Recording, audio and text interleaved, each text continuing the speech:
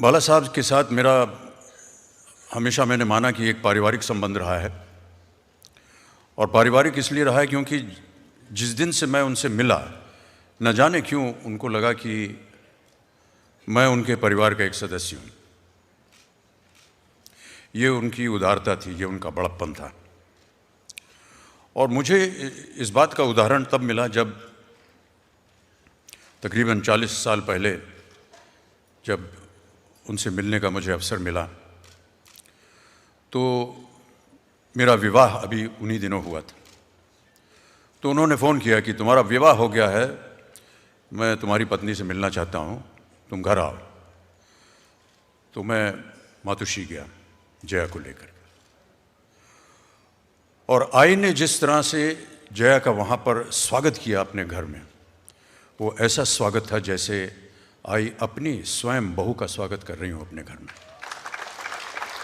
उस दिन से मैंने मान लिया कि बाला साहब जो हैं वो मेरे पिता समान हैं, बुज़ुर्ग हैं, और मेरा संबंध इनके साथ हमेशा पारिवारिक ही रहेगा।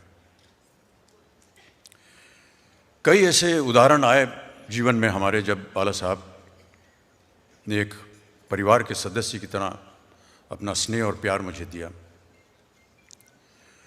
बातें तो बहुत सी हैं, लेकिन कुछ ऐसी चीज़ें हैं जो कि बहुत ही व्यक्तिगत हैं और बहुत से लोगों को शायद पता भी ना हो। 1982 में जब कुली के दौरान मैं घायल हुआ और कुछ दिन बेंगलोर में बेहोश रहा, वहाँ से जब ये तय हुआ कि वहाँ से मुझे मुंबई लाया जाएगा, तो बेहोशी के आलम में मुझे हवाई जहाज़ में बैठा के जब यहाँ मुंबई लाए, बरसात का मौसम था, बहुत तेज़ बारिश हो रही थी, और सीधे एयरपोर्ट से मुझे ब्रीच कैंडी हॉस्पिटल ले जाना था। उस समय कोई भी एम्बुलेंस नहीं मिली मुझे ले जाने के लिए, लेकिन बाला साहब की शिवसेना एम्बुलेंस जो थी वो आई मुझे एयरपोर्ट पे लेने के लिए।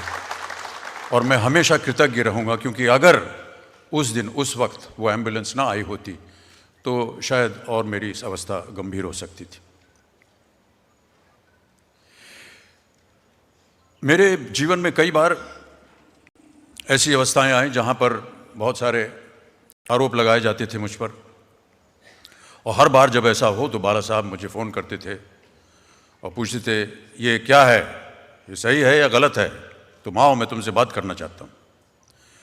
तो एक ऐसा एक आरोप लगा था मेरे ऊपर और मेरे परिवार के ऊपर। तो उन्होंने मुझे बुलाया और कहा, तुम बैठो मेरे सामने और मैं तुमसे एक प्रश्न पूछूंगा, तुम मुझे बताओ, सच सच बताओ, ये जो हो रहा है ये सही है या गलत है, और सच बोलना। मैंने कहा, बाला साहब इसमें कोई तत्व नहीं है, बेकार है ये, तुम सच कह रहे हो कि नहीं? मैंने कहा, जी हाँ मैं सच कह रहा हूँ। बस अब घबराने की बात नहीं है, अभी बाहर तूफान चल रहा है, तुम अभी घर में बैठे रहो, ये तूफान बहुत जल्द ख़त्म होगा, और जैसे ही ये ख़त्म होगा तब तुम बाहर निकलो, और जब तुम बाहर निकलोगे मैं तुम्हारे साथ हूँगा। उतना सहारा उस समय किसी और इंसान ने मुझे नहीं दिया। इसीलिए हमेशा बाला साहब के मन में और मेरे मन में उनके प्रति बहुत ही आदर रहा है। बाला साहब जब अपनी आखिरी सांसें ले रहे थे तो उनके कमरे में जाने का अवसर मुझे उद्धव जी ने दिया। बाला साहब थे,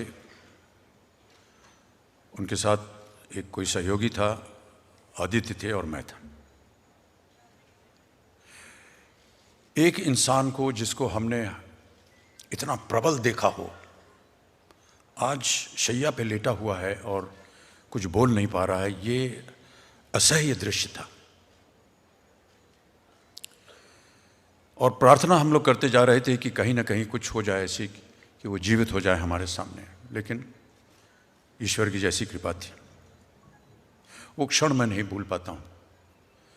और कभी भी इस तरह मैं नहीं चाहता था कि बाला साहब को इस अवस्था में देखूं, इतने प्रबल, इतने जोशीले, आज ऐसी शैया पर पड़े हैं और आखिरी सांसें ले रहे हैं। लेकिन एक और आश्चर्य की बात उस दिन मैंने उनके कमरे में देखी। मुझे पता था कि बाला साहब का स्नेह है मेरे प्रति, लेकिन मैंने देखा कि जहाँ वो लेटे हुए थे, सर के उनके दाहिने तरफ एक तस्वीर थी और वो तस्वीर मेरी थी। और मैं बहुत ज़्यादा कृतज्ञ हूँ कि मैंने कभी इसका अनुमान नहीं लगाया था कि बाला साहब कितना स्नेह और प्यार करते हैं मुझे।